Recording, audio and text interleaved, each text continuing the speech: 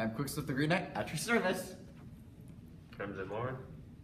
Jesse Hime. And the anime we watched today is Cashern Sins. Basically, it's apocalypse world with robots and everything's going to hell. That's really all I got to the plot. Well, as far as I've been seeing from the movie, it seems to be centered around... Show. What? We didn't watch a movie. Show? My bad. Sorry. From what I understand about the plot, it is surrounded by a lone, supposed robot named Cashern, who is seeming like the person to blame for the world being in a ruined state. And he's on the run trying to find out who he is and why everyone believes he did this. And wants to eat him. Yeah, some of the robots are believing that if they devour Cashern, they can live eternal life. But from what I'm seeing so far, it's just robots clinging to desperate hope. A rumor that was started and it basically floated that people are going to try this even though that makes no goddamn sense. Although there does seem to be some people who know who Cashern is, but for whatever reason they're reluctant to tell them more. Damn it, this is why that's a trope that everyone just hates. Poor communication skills. Huh. I feel like this Cashern is, here's how I describe Cashern. You don't know if he's an angel or a devil. And, he's just a hard person to sum up. He's like, I don't know whether to call him an anti-hero, because he's not really looking to be praised. That's a good thing. That's also what I like about Cashern. He's not your stereotypical superhero. He's just like quite the opposite. Honestly, if you want to put him on a scale of hero, I think the closest you can say is that he's a hero with bad publicity. I'd say he's more of a tragic hero. He doesn't know who he is, where he came from, what he's about. All he knows is the one instinct, and that's to fight for survival, even though he doesn't want to hurt anybody. Well, the reason why I say he's a hero with bad publicity is basically he's that hero, or he says the hero, because a lot of his episodes he usually saves someone. But eventually, he seems more like a killing machine when he's surrounded by people who are too desperate to try and eat him. Yeah, and that's one of the things, is basically what Cashern is, he's the guy who ruined the world, and if you eat him, you'll survive. That's it. I have to wonder who the heck started that bogus rumor. I don't know, man. Someone who hates Cashern. What I really appreciate about this the show is the symbolism. For example, in the 4th episode, the color of the water was red. It started out red, but at the end it started out blue. Like, I think it was a symbolism from hatred to unclarification to purity. That's how I see it. Yeah, I'm still confused by I'm still trying to wrap my head around those short clips that appear on each episode. It looks like they're similar, they're trying to say something, but they seem a bit, I don't know, fractured. I got nothing on those. So I guess we should move on to characters. Cashern? Cashern, we've already kind of started talking about, he's our main protagonist. He doesn't like killing, and he seems the whole world's against him because he apparently killed the moon. From what he's been told. But we have no knowledge how he did that other than a brief scene at the beginning of the series. Yeah, his eyes kind of didn't look right to me. I don't know. I think basically Cashern, what happened that beginning scene is basically the driving point of the story. Though, I gotta be honest though, when he starts fighting with his helmet and then that face mask goes over him, he kind of seems like Mega Man in a way. You thought that too, yeah? Yeah, except he doesn't have battle chips. Or take parts of robots he fought and use them as his own power. Although, I gotta be honest, those things at his waist, I thought for sure they were guns. No, they're thrusters. Yeah. Well, it seemed like that way in the one fight. Who knows, man? Who knows? And then there's one character that really stuck to me was Janice, because Because think about where this place was. This place was obviously gone to Hades. There's desolation everywhere. Janice was the symbolism of hope and peace and faith. Wait, remind me again, which one was Janice again? The last episode. Oh yeah, the singer. Yeah. What do you guys think?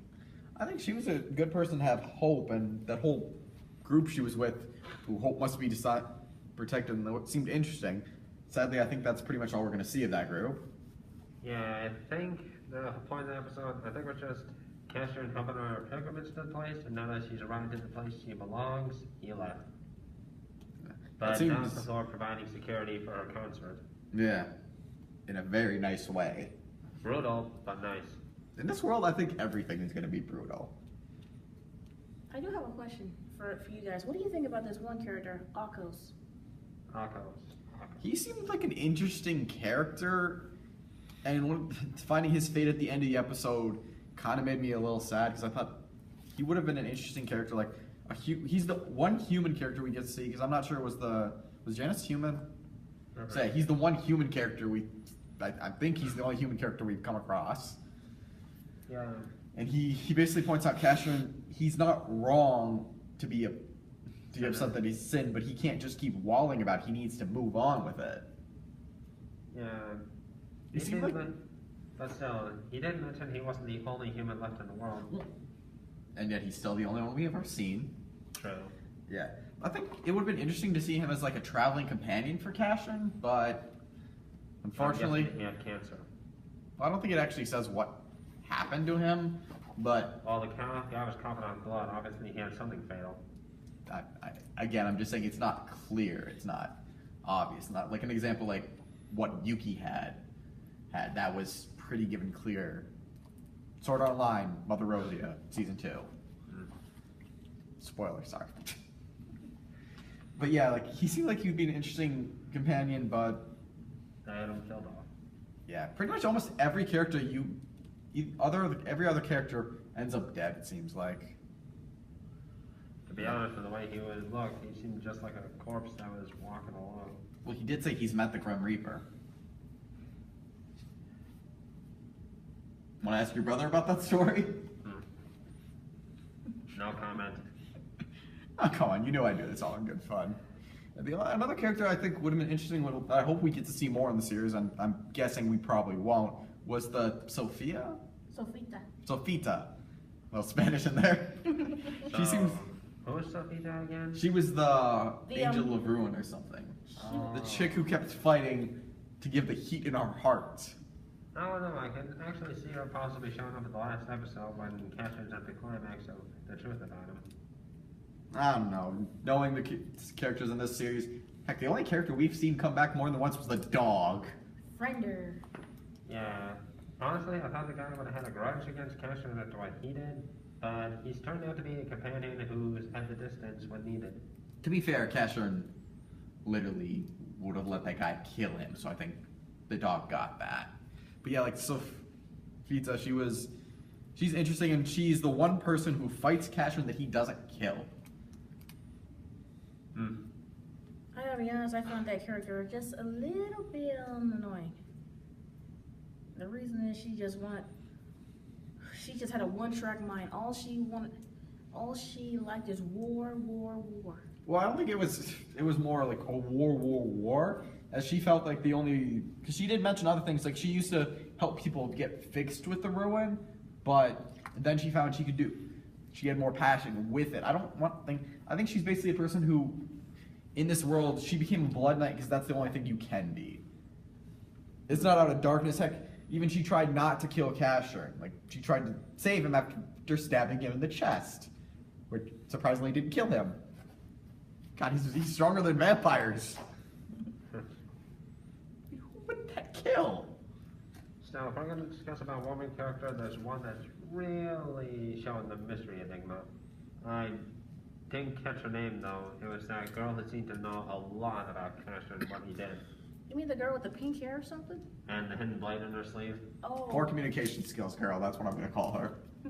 Unless Because that is I can't literally remember her name. what her role was, basically. It seems like she has a deep connection with Cashern, but Again, guys, amnesia has no idea who she is, but she knows him. Then again, she commits poor communication skills that. Although we did see her again in the 8th episode, and it looked like when a few robots escaped, she killed them. Honestly, with how much she hates Cashern, I thought she would have let him go despite him. Who knows? If this world, according to a game a lot of people know of, it's either be killed or kill. Whereas others just want to go on living for however long they can. Yeah, like that one order of people that happened, and then Cashern showed up and they tried to eat him. Yeah, that was the only time I've seen Cashern's eyes glow red instead of blue. No, oh man, I got nothing to say about that one. That was just sad. It's like his instinct to protect took over full force. Yeah, and killed some very nice characters. Yeah. Who could have honestly also been nice traveling companions, but it seems the story really just wants Cashern to be by himself. You know, I think they probably would have been fine if that one berserker robot hadn't showed up. I don't know, because it seems when they figured out who Cashern is, that one guy went corrupt, and then they all got corrupt except the girl who got killed by accident, I think. The red-haired one with, like, who called him a monster at the end. Oh, wait. The one who tried to give him the dog. Oh. But I'm pretty sure he killed her by accident or something. No, she wasn't killed by him. She suffered the ruin. So she just had the ruin right at that moment? Damn. But still, there is one other character. I don't know his name. Barely see his face, but he's usually wrapped in a cloak of some sort. The guy who was in First that same episode. village. No, I thought he was in the village. No, he was in the first episode. I swear we're talking about the same character. I think I'm just mixing up the. You know, the guy in the cloak that has sort of a gear on his back. I'm talking about the guy with the cloaked like the. And the weird face. Yeah, with like the looks like he has goggle faces. No, not him. Okay, yeah, we're talking about two different characters, dude. Yeah. I think you were talking about the doctor who went to who fixed the girl. No, not the doctor. Then I don't know who you're talking about. He was at the beginning of the first episode. I mean, the cameraman knows what I'm talking about, right? I think the cameraman's seen this series. Well, anyway, point is, there's a lot of characters who are still unexplained. I'm thinking of continuing the series and watching the ones that are in the gap. Probably I understand. Alright, so I guess now we can just move on to negative. I think my negative would probably be they give Cashern way too much crap. Yeah. I don't really care for a main protagonist that's complete wanks. If I wanted to do that, I would play Final Fantasy 7 or 8. Most likely 8. I don't have much negative things to say about it. Oh no, he seems like a pacifist that doesn't want to fight but is forced to. Yeah, pretty much.